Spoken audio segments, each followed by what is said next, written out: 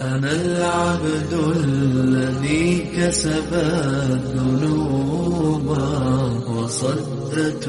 وَلَتَسْمَعُنَّ مِنَ الَّذِينَ أُوتُوا الْكِتَابَ مِنْ قَبْلِكُمْ وَمِنَ الَّذِينَ أَشْرَكُوا أَذًى كَثِيرًا وَإِن تَصْبِرُوا وَتَتَّقُوا فَإِنَّ ذَلِكَ مِنْ عَزْمِ الْأُمُورِ. صدق اللہ العظیم. محترم بزرگوں اور دوستوں، اللہ تعالیٰ نے اپنی قدرت سے اس پوری کائنات کو بنایا ہے. ہم انسانوں کو پیدا فرمایا اور ایک مختصر وقت کے لیے اللہ تعالیٰ نے ہمیں اس دنیا میں بھیجا ہے. چند دن یہاں زندگی گزارنی ہے، پھر ایک ہمیشہ ہمیش کی دنیا ہے. یہاں اللہ کے حکموں کے مطابق زندگی گزاری ہوگی تو وہ جو ہمیشہ ہمیش کی زندگی ہے وہاں سکون اور اطمینان سے رہیں گے. اور اگر یہاں اپنی مرضی کی زندگی گزاری ہوگی، اللہ کے حکموں کو توڑا ہوگا، تو وہ جو ہمیشہ ہمیش کی زندگی ہے وہاں پھر نہ سکون ہوگا نہ چین ہوگا. یہ جو دنیا ہے یہ دار الامتحان ہے. یہاں اللہ نے انسانوں کو امتحان کے لیے بھیجا ہے. دار الامتحان کا مطلب ہوتا ہے امتحان کا گھر، آزمائش کا گھر. اللہ نے ہم سب کو یہاں پر آزمائش کے لیے بھیجا ہوا ہے، امتحان کے لیے بھیجا ہوا ہے. اس امتحان میں کامیاب ہوں گے تو جو اصل زندگی ہے، آخرت کی زندگی، جنت کی زندگی، وہ ہمیں نصیب ہوگی. اور خدا نہ خواستہ اس امتحان میں اگر ناکام ہوئے تو وہ جو آخرت کی ہمیشہ کی زندگی ہے وہاں بے سکونی اور بے اطمینانی ہوگی. امتحان گاہ یہ آرام کرنے کی جگہ نہیں ہوتی. آدمی دنیا کے کسی امتحان میں جاتا ہے، 2.5 گھنٹے کا 3 گھنٹے کا امتحان ہے. آدمی یہ سوچے کہ وہاں ہمیں اے سی بھی ملے، وہاں ہمیں بہترین بیڈ بھی ملے، بہترین گدا ملے، ہر طرح کا سکون ہو، کوئی ہم سے پوچھے نہیں زبردستی چیزیں، کوئی پریشان نہ کرے ہمیں. تو ایسا نہیں ہوتا. دنیا کا جو امتحان ہال ہوتا ہے وہاں آدمی کو معلوم ہوتا ہے کہ ہم یہاں صرف 3 گھنٹے کے لیے آئے ہیں.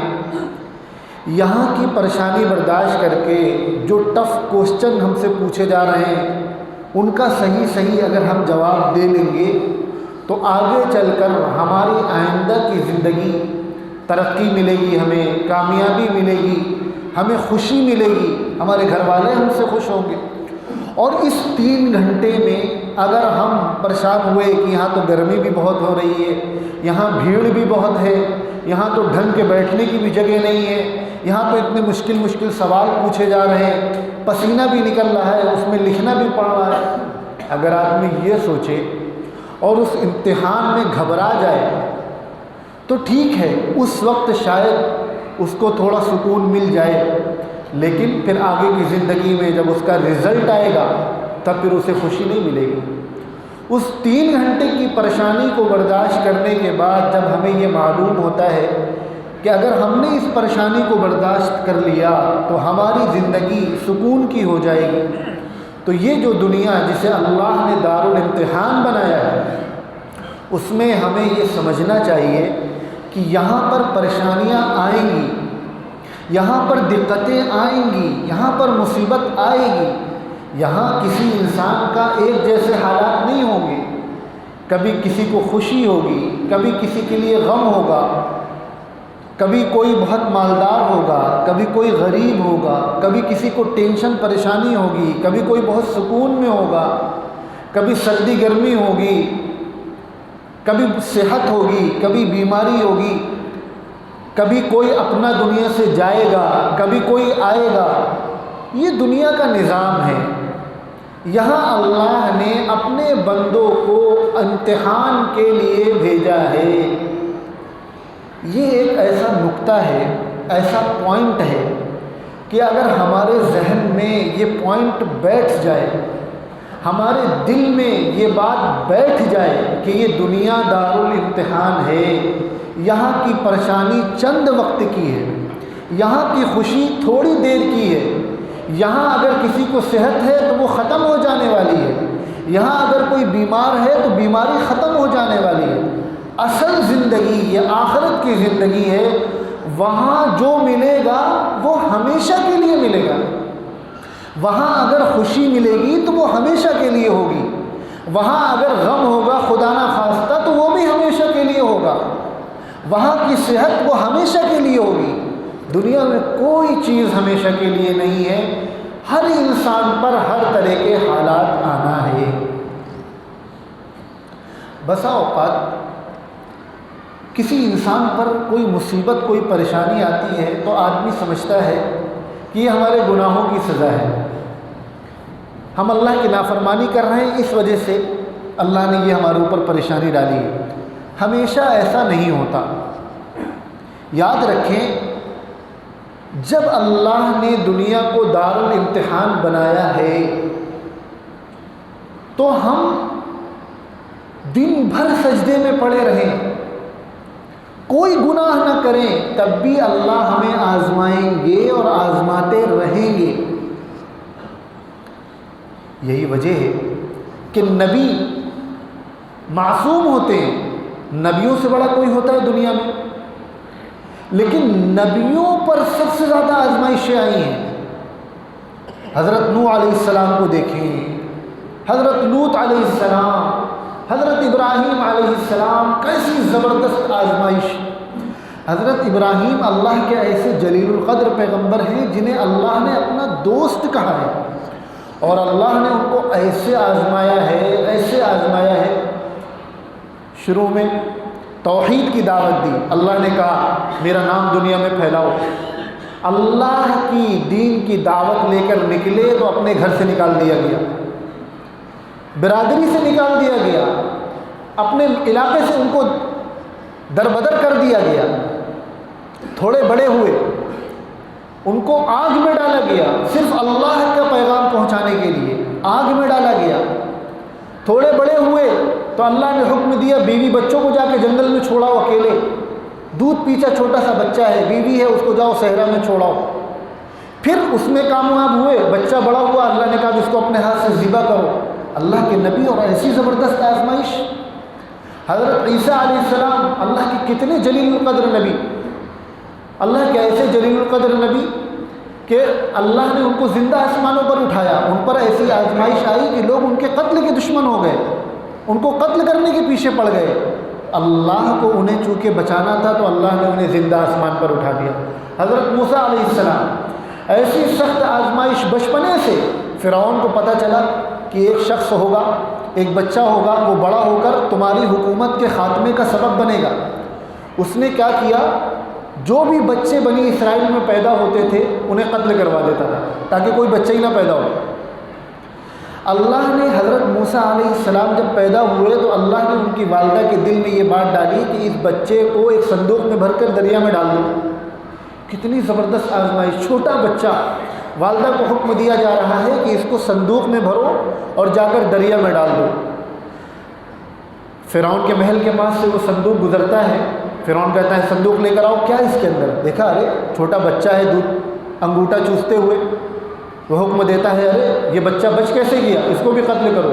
فرعون کی بیوی حضرت آسیہ جو نیک بیوی تھی، اللہ کی نیک بندی تھی، انہوں نے کہا ایسا نہ کریے، چھوٹا بچہ ہے، ہماری کوئی اولاد بھی نہیں ہے۔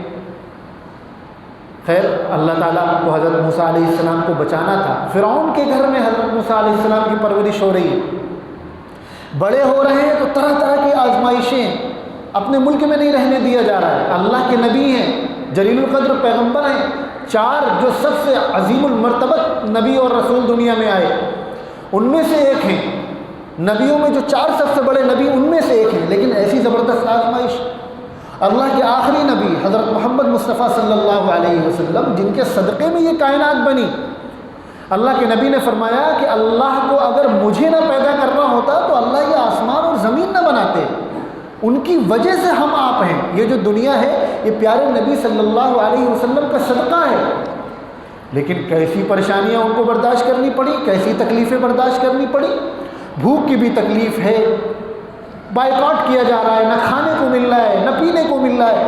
ایک جنگ کے موقع پر ایک صحابی اللہ کے نبی صلی اللہ علیہ وسلم کے پاس آئے، فرمایا اللہ کے نبی بھوک کی اتنی شدت ہے کہ پیٹ میں پتھر باندھنے پڑ رہے ہیں۔ دکھایا تو وہ صحابی اپنے پیٹ میں پتھر باندھے ہوئے تھے تاکہ کام کر سکیں، جنگ میں خندق کھودی جا رہی ہے، خندق کھود سکیں۔ جب انہوں نے اپنی بھوک کا شکوہ کیا اللہ کے نبی سے تو اللہ کے نبی صلی اللہ علیہ وسلم نے اپنا دامن اٹھایا تو آپ کے پیٹ میں 2 پتھر بندھے تھے۔ تو اللہ کے نبی جن کے صدقے میں یہ کائنات بنی، ان کو بھوک سے بھی آزمایا جا رہا۔ ایک موقع پر اللہ کے نبی صلی اللہ علیہ وسلم خلاف معمول بیٹھ کر نماز پڑھ رہے تھے، تو ایک صحابی نے پوچھا اللہ کے رسول آپ کو کوئی تکلیف ہے، کوئی پریشانی ہے، بیمار ہے؟ آپ نے فرمایا نہیں، بھوک کی شدت کی وجہ سے کمزوری اتنی زیادہ ہے کہ کھڑا نہیں ہوا جا رہا، جان کا خطرہ آپ کو۔ ہم سب جانتے ہیں، بارہا بیانات میں سنا کہ پورا مکے کے کفار آپ کے جان کے دشمن تھے، آپ کو قتل کرنا چاہتے تھے، ختم کر دینا چاہتے تھے۔ ہجرت کی رات مکے کے بڑے بڑے کفار آپ کے گھر کے باہر تلوار لے کر کھڑے تھے کہ اللہ کے نبی باہر نکلے اور نعوذ باللہ ہم کام تمام کر دیں۔ ہر طرح سے آپ کو آزمایا گیا، آپ کے صحابہ کو آزمایا گیا، اللہ کے نیک بندوں کو اللہ نے آزمایا۔ تو یہ بات یاد رکھیں کہ اللہ کی طرف سے آزمائش ہمیشہ سزا نہیں ہوتی ہے، اللہ اپنے بندوں کو آزماتے ہیں۔ اور اللہ کے نبی صلی اللہ علیہ وسلم کے فرمان کے مطابق اللہ جب اپنے بندوں سے محبت کرتے ہیں تو انہیں آزماتے ہیں۔ اللہ جس بندے کو جتنا چاہتے ہیں اتنا آزماتے ہیں۔ اللہ کا اپنا نظام ہے، اس کے پیچھے مقاصد ہیں۔ اللہ نے یہ دنیا دارالامتحان بنائی ہے، یہاں جو جتنا زیادہ امتحان میں کامیاب ہوگا آخرت میں اتنا ہی زیادہ اس کو اجر ملے گا، اتنی ہی زیادہ اس کو نیکیاں ملیں گی، جنت میں اتنا ہی بڑا محل ملے گا۔ تو اللہ جن بندوں کے درجات بلند کرنا چاہتے ہیں، اللہ جن کو بہت زیادہ اجر و ثواب دینا چاہتے ہیں، اللہ جن بندوں سے بہت زیادہ محبت کرتے ہیں، تو اللہ ان بندوں پر آزمائش بھی اتنی زیادہ ڈالتے ہیں۔ اللہ آزماتے ہیں اپنے بندوں کو تاکہ بندہ، کبھی ایسا ہوتا ہے کہ اللہ اپنے بندوں سے بہت محبت کر رہے ہیں لیکن بندہ ہے وہ نافرمانی میں مبتلا ہے، وہ معصیت میں مبتلا ہے، وہ اللہ کی بات نہیں مانتا، وہ نماز نہیں پڑھتا، روزہ نہیں رکھتا، نافرمانی کر رہا ہے، تو اللہ تعالیٰ اس کے اوپر مصیبت ڈالتے ہیں۔ اور عام طور پر ہم مسلمانوں میں ایسا ہوتا ہے کہ کبھی غفلت کی زندگی ہے، نافرمانی کی زندگی ہے، لیکن جب کوئی مصیبت آتی ہے تو فوراً اللہ کی طرف رجوع ہوتا ہے، مسجدوں کی طرف جاتے ہیں، قرآن پڑھتے ہیں، علماء کو اپنے گھروں میں بلاتے ہیں۔ تو یہ اللہ کی طرف سے انعام ہوتا ہے اپنے بندے پر کہ وہ غافل ہو گیا ہے، اللہ سے دور ہو گیا ہے۔ اللہ نہیں چاہتے کہ میرا بیٹا غافل ہو کر اپنی زندگی برباد کرے، اپنی آخرت خراب کرے، شیطان کو ہنسنے کا موقع ملے۔ اللہ چاہتے ہیں میرا بیٹا کامیاب، میرا بندہ کامیاب ہو، جنت ہم نے اس کے لیے بنائی ہے، یہ شیطان کے چنگل میں پھنس کر جنت سے دور نہ چلا جائے، جہنم میں نہ چلا جائے۔ تو اللہ تعالیٰ اس دنیا میں اس پر آزمائش ڈالتے ہیں، اس پر پریشانی ڈالتے ہیں تاکہ بندہ میری طرف متوجہ ہو جائے، جنت کی طرف آ جائے۔ تو اللہ تعالیٰ یہ جو دنیا میں آزمائش اپنے بندوں پر ڈالتے ہیں یہ اللہ کی طرف سے انعام ہوتی ہے۔ اور آزمائش یہ ہمیشہ مصیبت اور پریشانی کے ساتھ نہیں ہوتی، کبھی اللہ تعالیٰ کچھ لے کر آزماتے ہیں، کبھی اللہ کچھ دے کر آزماتے ہیں، کبھی اللہ کو چھینتے ہیں، ٹینشن ڈالتے ہیں، پریشانی ڈالتے ہیں۔ کسی بہت محبت کرنے والے کا انتقال ہو گیا، کوئی بیمار ہو گیا، خود بیمار ہو گئے، کاروبار میں نقصان ہو گیا، کوئی اور ٹینشن ہو گئی، تو اللہ اس موقع پر بندے کو آزماتے ہیں کہ میرا بندہ اس موقع پر صبر کرتا ہے کہ نہیں کرتا، صبر کا مطلب کیا ہوتا ہے؟ ہم لوگ صبر کا مطلب سمجھتے ہیں کہ کچھ نہیں کر سکتے، لاچار ہیں، مجبور ہیں، تو چلو صبر کر لیا۔ یہ صبر نہیں ہوتا۔ صبر کا اصل مطلب ہوتا ہے کہ اللہ کے فیصلے پر راضی ہونا۔ ہم بیمار ہیں تو یہ بیماری اللہ کی طرف سے ہے، ہم اس پر راضی ہیں۔ اگر ہمارا رب ہمیں بیمار رکھنا چاہتا ہے تو ہم اپنے رب کے فیصلے پر راضی ہیں۔ کاروبار میں نقصان ہو گیا، بڑا نقصان ہو گیا، اس موقع پر یہ خیال دل میں آنا کہ یہ نفع نقصان پہنچانا یہ اللہ کے اختیار میں، اللہ نے نقصان پہنچایا ہے تو اس میں بھی اللہ کی کوئی حکمت ہوگی، ہم اس میں بھی اللہ سے راضی ہیں۔ اگر بیٹا دنیا سے چلا گیا تو صبر کا مطلب ہے یہ سمجھنا کہ یہ اللہ نے ہمیں دیا تھا، اللہ کی امانت تھی، اب اللہ نے اسے واپس لے لیا تو ہم اللہ کے اس فیصلے پر راضی ہیں۔ تو دنیا میں اللہ کبھی کچھ چھین کر آزماتے ہیں لے کر کہ میرا بندہ اس موقع پر صبر کرتا ہے کہ نہیں کرتا، اور کبھی اللہ کچھ دے کر آزماتے ہیں کہ اس موقع پر میرا بندہ ناشکرہ تو نہیں ہو جاتا، ہم اس پر بہت خوشی ڈال دیں، بہت مال و دولت سے نواز دیں، بہت صحت دے دیں، بڑا خوبصورت بنایا ہے اللہ نے، اچھی باڈی ہے اور طاقت بھی ہے، دنیا میں اکڑ کر چل رہا ہے یا اس کے باوجود عاجزی سے چل رہا ہے، ہم نے اس کو مال و دولت سے نوازا ہے، تو اب یہ میرا شکر ادا کر کے غریبوں کو ان کا حق دے رہا ہے یا عیاشی کر رہا ہے، زکوٰۃ نہیں نکال رہا، صدقہ خیرات نہیں کر رہا، ہم نے اس کو والدین کی نعمت سے نوازا ہے تو یہ ان کی خدمت کر کے شکر ادا کر رہا ہے یا ان کی نافرمانی کر کے ناشکری کر رہا ہے۔ تو اللہ کبھی بندوں کو کچھ دے کر آزماتے کہ میرا بندہ میرا شکر ادا کرتا ہے کہ نہیں کرتا، اور کبھی اللہ کو چھین کر آزماتے۔ تو یہ بات جب ذہنوں میں بیٹھ گئی کہ یہ دنیا دارالامتحان ہے، یہاں تو اللہ نے ہمیں آزمائش کے لیے بھیجا ہے، تو اب آگے سنیں، آزمائشیں دو طرح کی ہوتی ہیں۔ کبھی اللہ تعالیٰ کسی ایک انسان کو، کسی ایک فرد کو آزماتے ہیں، کسی ایک انسان پر کوئی مصیبت ڈال کر آزماتے ہیں، کبھی اللہ پوری قوم کو امتحان میں مبتلا کرتے ہیں، کبھی اللہ پوری امت کو آزمائش میں مبتلا کرتے ہیں۔ اللہ کے نبی صلی اللہ علیہ وسلم نے ایک موقع پر ارشاد فرمایا کہ اللہ اپنے جن بندوں سے محبت کرتے ہیں اللہ انہیں آزمائش میں ڈالتے ہیں۔ اللہ کو سب سے زیادہ محبت اپنے آخری محبوب حضرت محمد مصطفیٰ صلی اللہ علیہ وسلم، آپ سے زیادہ اللہ کا محبوب کوئی نہیں۔ اللہ کے نبی صلی اللہ علیہ وسلم نے ارشاد فرمایا کہ تمام نبیوں کو آزمائش میں ڈالا گیا، لیکن جیسی آزمائش میری ہوئی ویسی آزمائش کسی نبی کی نہیں ہوئی۔ تو جب اللہ اپنے محبوب نبی کو اتنا آزما سکتے ہیں تو کیا اس محبوب نبی کی محبوب امت کو اللہ نہیں آزمائیں گے؟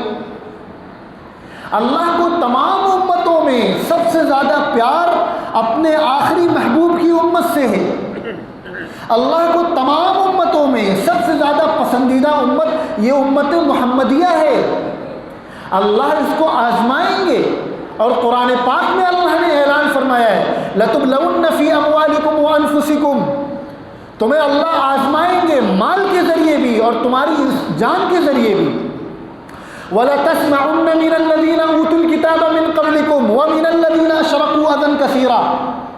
قربان جائیے اللہ کے نبی صلی اللہ علیہ وسلم پر کہ آپ کے صدقے میں ہمیں ایسا دین ملا ہے کہ 1450 سال پہلے اللہ رب العزت ہمیں آپ کو بتلا رہے ہیں کہ تمہارے ساتھ کیا ہوگا۔ جو کچھ دنیا میں ہو رہا ہے یہ کچھ نیا نہیں ہے، آج سے 1450 سال پہلے قرآن پاک میں اللہ نے اس کا اعلان فرمایا ہے کہ ہم تمہیں آزمائیں گے، اور آگے فرمایا وَلَتَسْمَعُنَّ مِنَ الَّذِينَ أُوتُوا الْكِتَابَ مِنْ قَبْلِكُمْ، اور یہودیوں کی طرف سے، نصرانیوں کی طرف سے، عیسائیوں کی طرف سے تمہیں کھری کھوٹی باتیں سننے کو ملیں گی، وہ تمہیں تانے دیں گے، وہ تمہیں پریشان کریں گے۔ اور آگے کیا فرمایا وَمِنَ الَّذِينَ أَشْرَكُوا، اور ان لوگوں کی طرف سے جو مشرک ہیں، جو شرک میں مبتلا ہیں وہ تم کو پریشان کریں گے، وہ تم کو تانے دیں گے، وہ تم کو ذلیل کرنے کی کوشش کریں گے، وہ تم کو طرح طرح کی باتیں سنائیں گے، اذن کثیرہ، سخت تکلیف دہ باتیں تمہارے ساتھ کہیں گے، ایسی باتیں کہیں گے کہ تمہارے تن بدن میں آگ لگ جائے گی، تم پریشان ہو جاؤ گے۔ یہ کون کہہ رہا ہے؟ یہ اللہ رب العزت کہہ رہے ہیں۔ ایک جگہ ارشاد فرمایا وَلَنَبْلُوَنَّكُمْ بِشَيْءٍ مِّنَ الْخَوْفِ، ہم تمہیں ڈر کے ذریعے آزمائیں گے، تمہارے اندر ڈر پیدا ہوگا، تم ڈرو گے، ہم تمہیں آزمائیں گے، وَالْجُوعِ، تمہیں بھوک کے ذریعے سے آزمائیں گے، وَنَقْصٍ مِّنَ الْأَمْوَالِ وَالْأَنفُسِ وَالثَّمَرَاتِ، مال میں کمی کریں گے، تمہارے کاروبار میں نقصان ہوگا، تمہارا کاروبار خراب ہوگا، انسانوں میں کمی کر کے موتیں ہوں گی، بیماریاں ہوں گی، اس کے ذریعے سے ہم تمہیں آزمائیں گے، والثمرات، تمہارے رزق میں کمی کر کے آزمائیں گے۔ آج کھلی آنکھوں سے ہم اگر دنیا کا جائزہ لیں، اپنے علاقوں کا جائزہ لیں، اپنے ملک کا جائزہ لیں، تو ایسا لگتا ہے ہو بہو جو قرآن میں اللہ نے فرما دیا ہے وہ ہو رہا ہے۔ ہمارے اندر ڈر پیدا کیا جا رہا ہے، ڈرایا جا رہا ہے، یہ اللہ کی طرف سے آزمائش ہے۔ کاروبار میں حملہ کیا جا رہا ہے، معیشت پہ حملہ کیا جا رہا ہے، اہل ایمان کو اچھے عہدوں سے دور رکھنے کی کوشش کی جا رہی ہے، اچھے جاب سے دور رکھنے کی کوشش کی جا رہی ہے۔ یہ امتحان ہے، یہ آزمائش ہے، اور یہ ہو کر رہے گی، یہ اللہ کا اعلان ہے، یہ اللہ کا فیصلہ ہے۔ ہمیں کیا کرنا ہے اس موقع پر؟ ہمارا کردار کیا ہونا چاہیے؟ اللہ رب العزت نے قرآن میں فرمایا وَلَا تَهِنُوا وَلَا تَحْزَنُوا، گھبرانے کی بالکل ضرورت نہیں۔ میں قرآن پڑھ کر سنا رہا ہوں، کوئی اور کسی بزرگ کی بات نہیں بتلا رہا ہوں، اللہ نے قرآن میں جو اعلان فرمایا ہے وہ بتلا رہا ہوں، اور اللہ نے قرآن میں جو اعلان فرما دیا ہمارا یقین ہے کہ وہ 100% ہو کر رہے گا، یقین ہے ہمارا، وہ ہونا ہے، کوئی اس کو نہیں ٹال سکتا۔ اور ساتھ میں اللہ جب یہ فرما رہے ہیں کہ تمہیں آزمائیں گے، تمہیں دشمنوں سے کھڑی کھوٹی سننی بھی پڑے گی، تمہارا حوصلہ بھی توڑا جائے گا، تمہاری ہمت بھی پست کی جائے گی، تمہیں ذہنی طور پر ٹارچر بھی کیا جائے گا۔ آگے کیا فرمایا وَلَا تَهِنُوا وَلَا تَحْزَنُوا، ان سب کے باوجود پریشان ہونے کی بالکل ضرورت نہیں ہے، گھبرانے کی بالکل ضرورت نہیں ہے، ڈرنے کی بالکل ضرورت نہیں ہے۔ وَأَنْتُمُ الْأَعْلَوْنَ، تم ہی کامیاب ہوگے، تم ہی سرخرو ہوگے، تمہاری ہی مقدر میں کامیابی لکھی ہے، لیکن شرط کیا ہے؟ ان کنتم مؤمنین، اگر تم سچے ایمان والے رہو گے۔ ایمان کا مطلب کیا ہے؟ ہم سب کلمہ پڑھتے ہیں لا الہ الا اللہ محمد الرسول اللہ، یہ لا الہ الا اللہ کیا ہے؟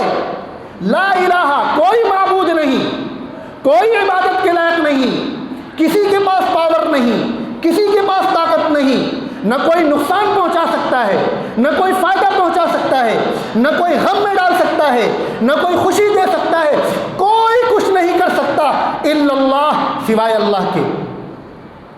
جب ہم اس کلمے کو پڑھ کر مسلمان ہوتے ہیں، یہ ہمارا عقیدہ ہے، یہ ہمارے ایمان کی بنیاد ہے، یہ ہمارے مذہب کی بنیاد ہے۔ سارے نبیوں نے مشقتیں اس کلمے کے لیے برداشت کی، ساری پریشانیاں اس کلمے کی وجہ سے آئیں، اسی کلمے کی وجہ سے قیامت تک ہمیں آپ کو آزمایا جاتا رہے گا۔ اور جب ہم پڑھ رہے ہیں لا الہ الا اللہ، کوئی معبود نہیں، کوئی پاور نہیں، کوئی طاقت نہیں، تو پھر آج کے حالات سے کوئی آئے کوئی جائے، کسی کی حکومت بنے کسی کی حکومت جائے، کوئی ایم پی بنے کوئی ایم ایل اے بنے کوئی منسٹر بنے، ہمیں آپ کو کوئی نقصان پہنچا سکتا ہے؟ الا اللہ، سوائے اللہ کے۔ اللہ کے سوا نہ کسی کے پاس پاور ہے، اللہ کے سوا نہ کسی کے پاس طاقت ہے، اللہ کی مرضی کے بغیر کوئی کچھ نہیں کر سکتا۔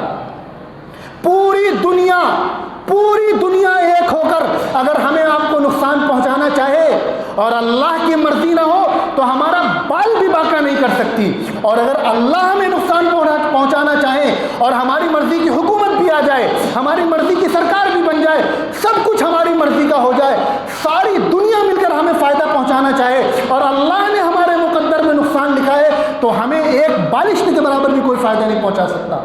یہ تو ہمارا یقین ہے، یہ ہمارا ایمان ہے. یہ چیز جب دل میں موجود رہے گی تو کبھی مایوسی آئے گی, کبھی حوصلہ ٹوٹے گا, کبھی ہمت ٹوٹے گی, کبھی کسی سے دل میں ڈر پیدا ہوگا. ڈر کیا چیز ہوتی ہے؟ بارہا یہ بات کہی گئی, جو قوم, جو امت دن میں 5 مرتبہ اذانوں میں, نمازوں میں یہ اعلان کرتی ہو اللہ اکبر, اللہ سب سے بڑے, جو امت اذانوں میں یہ اعلان کرتی ہو لا الہ الا اللہ, اللہ کے سوا کوئی معبود نہیں, اللہ کے سوا کسی کے پاس پاور نہیں, اللہ کے سوا کسی کے پاس طاقت نہیں, وہ قوم اگر یہ سوچے کہ فلانے آ گئے, فلانے چلے گئے, اب ہمارا کیا ہوگا, تو خود فیصلہ کریے یہ ہمارے ایمان کی کمزوری ہے یا نہیں ہے. ایمان یقین کو کہتے ہیں. ہمارے دل میں یہ یقین ہونا چاہیے کہ اللہ کی مرضی کے بغیر دنیا میں کچھ نہیں ہو سکتا. اور اگر اللہ ہی نے یہ لکھ رکھا ہے کہ تمہیں پریشان ہونا ہے, تمہارے اوپر اور پریشانیاں آئیں گی, تو اس موقع پر کیا کرنا ہے؟ اس موقع پر صبر کرنا. یہ مومن کی پہچان ہے, یہ مومن بندے کی پہچان ہے. اور صبر کا مطلب جیسا کہ بتلایا گیا, صبر کا مطلب ہوتا ہے اللہ نے جو فیصلہ کر دیا, دنیا میں کوئی چیز اللہ کی مرضی کے بغیر نہیں ہو سکتی, اور اگر کچھ ہوا ہے تو یہ اللہ کی مرضی سے ہوا ہے, اور جب اللہ کی یہی مرضی ہے تو ہم بھی اسی میں خوش ہیں, ہم بھی اسی میں راضی ہیں, ہم اللہ کی مرضی پر خوش ہیں. یہ ہے صبر. دنیا کے حالات چاہے جیسے ہو جائیں, ایک مسلمان کا یہ عقیدہ ہونا چاہیے, اس کے دل میں ہمیشہ یہ اس بات کا استحضار, یہ بات موجود رہنی چاہیے کہ یہ دنیا دار الامتحان ہے, یہ آزمائش کی جگہ ہے, یہاں سکون کرنے کی جگہ نہیں ہے, یہاں ہر کام اپنی مرضی کے مطابق نہیں ہوگا. یہاں ہم سوچیں کہ سب کچھ ہمیں دنیا میں مل جائے, آخرت میں کچھ نہ ملے. ایک موقع پر غالباً حضرت علی رضی اللہ عنہ کا قول ہے یا حدیث ہے, مجھے صحیح یاد نہیں, لیکن یہ روایات میں ہے کہ اللہ تبارک و تعالی جس مومن بندے کو چاہتے ہیں, اس سے محبت کرتے ہیں, تو اسے دنیا میں پریشانی میں ڈالتے ہیں اور آخرت میں اس کے لیے ذخیرہ کرتے ہیں. اور اللہ جس سے ناراض ہوتے ہیں اسے دنیا میں بہت کچھ دے دیتے ہیں, لیکن آخرت کے لیے اس کا کوٹا ختم کر دیتے ہیں. اب یہ ہمیں فیصلہ کرنا ہے کہ ہمیں سب کچھ دنیا میں چاہیے یا آخرت میں چاہیے. تو اس وجہ سے ہر مسلمان کے ذہن میں اس بات کا استحضار رہنا چاہیے کہ دنیا کے حالات جو ہو جائیں, ملک کے حالات جو ہو جائیں, صوبے کے حالات جو ہو جائیں, کون سی حکومت آ رہی ہے, کون سی حکومت جا رہی ہے, ان سب سے صرف نظر ہماری نگاہ تو اللہ کی طرف ہے. اللہ نے فرما دیا نہ ڈرنے کی ضرورت ہے, نہ خوفزدہ ہونے کی ضرورت ہے, تم ہی کامیاب ہوگے. جب اللہ فرما رہے ہیں تم کامیاب ہوگے تو دنیا کی کوئی طاقت ہمیں ناکام اور رسوا نہیں کر سکتی. بس شرط یہ ہے ان کنتم مؤمنین, تم سچے ایمان والے بن جاؤ. اللہ رب العزت اس حقیقت کو سمجھ کر ہمیں سچا مومن, سچا پکا کامل ایمان والا بننے کی توفیق عطا فرمائے. سنتیں پڑھ لیں.